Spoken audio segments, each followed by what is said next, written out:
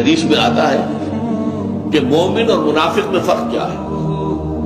مومن سے اگر کوئی گناہ سرزد ہو جاتا ہے تو وہ ایسے محسوس کرتا ہے جیسے پہاڑ تلے آ گیا، اتنا بوجھ اس پر آ گیا ہے جیسے پہاڑ کے نیچے۔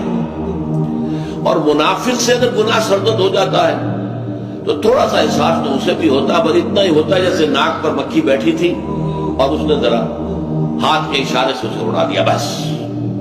تو فطرت انسانی تو ہوتی ہے نا آخر موجود، برائی کو تو برائی سمجھتی ہے، لہذا منافق کو بھی غلط کام کر کے کوئی احساس تو ہوتا ہے، تھوڑا سا بڑا عارضی سا احساس۔ جبکہ کوئی گناہ اگر کسی مومن سے سرزد ہو جائے تو اس کے اوپر اتنا پچھتاوا، اتنی پشیمانی، اتنی پریشانی نہ اس کو لاحق ہوتی ہے کہ جیسے وہ پہاڑ تلے آ گیا۔